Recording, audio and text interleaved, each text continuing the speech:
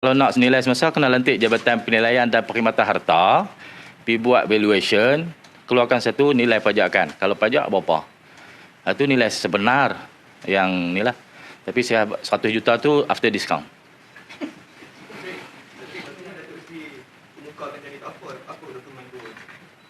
Dokumen pajakan lah. Bayaran-bayaran telah diterima berdasarkan pajakan tu lah. Agreement yang disign sebelum ni. Ya. Saya kalau saya nak cerita bab sentimentalnya Pulau Pinang kepada Kedah, khususnya kepada Kesultanan. Kesultanan Kedah inilah satu-satunya kesultanan yang tidak pernah putus susu galurnya. 1000 tahun. Sultan Kedah, Duli Yang Maha Mulia Tuanku Sultan Al-Aminul Karim Sultan Salahuddin ini Sultan ke-29. Peristiwa penjajahan Francis Light dan penipuan British kepada Kesultanan Kedah tahun 1786, 1821, 1863, 1923 berlaku pada ketika pemerintahan Sultan Kedah ke-20, 21 dan 22. Tak jauh daripada kita. Kalau tengok apa yang British buat pada masa itu, sehingga mereka dapat ambil Pulau Pinang menjadi negeri selat. Saya rasa semua orang Kedah kalau baca cerita tu mereka akan menangis.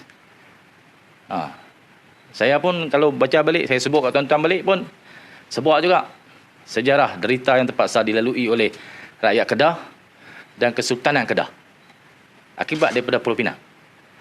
Daripada tahun 1786 sampai tahun 1821 apabila perang musuh bisik tercetus. Pada masa itu, para pengkaji sejarah menganggarkan penduduk negeri Kedah berjumlah 60,000 orang.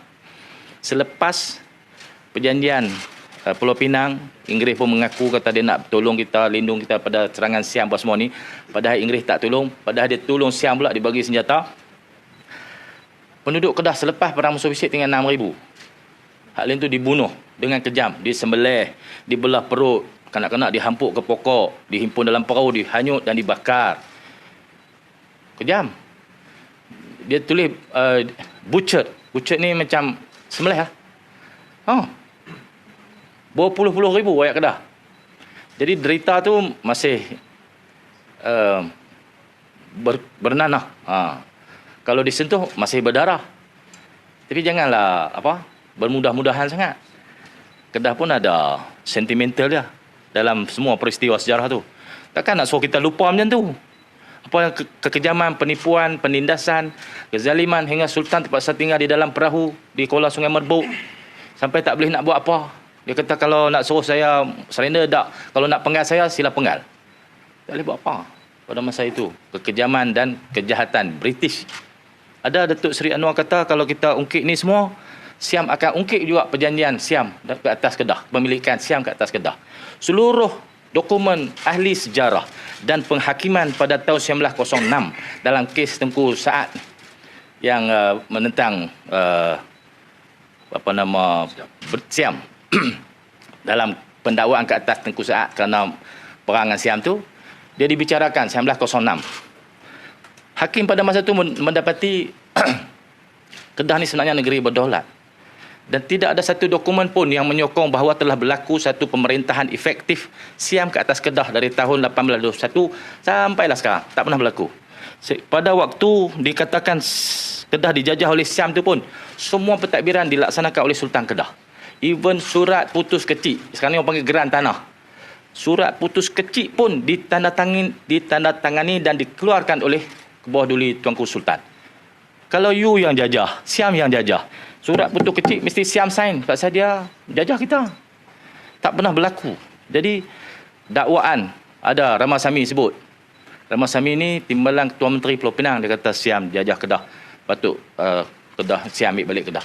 Tak pernah berlaku dan tidak ada sandaran sama sekali terhadap dokumen ataupun apa-apa perjanjian mengatakan Siam secara efektif telah menjajah dan memerintah dan memiliki negeri Kedah.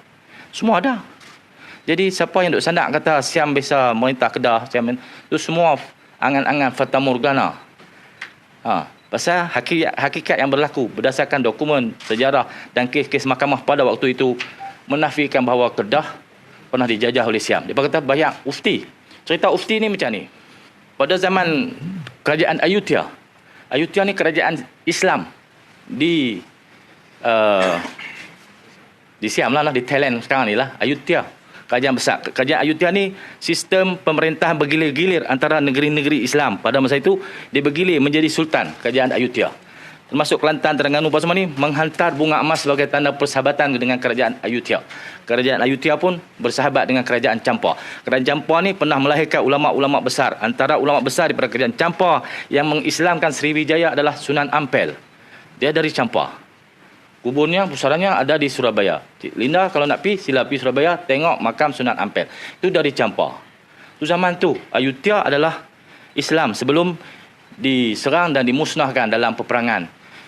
Orang Thai daripada atas, daripada Sungai Kuning, turun serang kerajaan Ayutthaya, memusnahkan kerajaan Islam Ayutthaya. Jadilah, dia bukan Thai yang kulit macam saya ni. Thai kulit putih macam dia ni. Tahu? Dia ada Thai ada dua kan? Dia pergi tengok. Macam Taksin, putih. Dia Cina. Cina Thai. Thai macam saya ni tak. Itu Cina. Yang serang Kedah tu pun Cina tu. Ni Thai kulit putih tu. Daripada Sungai Kuning. Baca dokumen sejarah. Jadi kalau pembayaran ufti bunga emas kepada Ayutthaya tu tanda persahabatan. Bila orang pada Sungai Kuning ni menguasai Thai dan memusnahkan Ayutthaya, dia paksa bayaran bunga emas, dipaksa. Tapi tidak pernah berlaku kerajaan yang efektif. Untuk kuliah sejarah berikutnya, panggil saya petang lain pula. Ada persepsi mengatakan tindakan ini dibuat kerana Kedah mahu mengambil semula Pulau Pinang. Jadi apa penjelasan untuk ceritakan? Ambil semula ni apa yang telah kita hilang. Bagi saya kita tak pernah hilang. Lepas tu dia bayar pajak kan. Dia pajak. Benda tu hak dia, hak saya. Dia pajak pada saya. Contoh. Ni saya kata saya langgar perlembagaan pula. Ini cuma nak jawab soalan. Kalau dia bayar pajakkan kepada saya, tanah tu, hak dia hak saya? Kalau hak dia bayar apa? Jadi saya kata saya tak pernah hilang. Buat apa ambil balik? Saya ulang masa tu. Kan? Takkan tu langgar perlembagaan. Kalau melanggar perlembagaan adalah atas provokasi para wartawan semua. Biar apa provok lagi.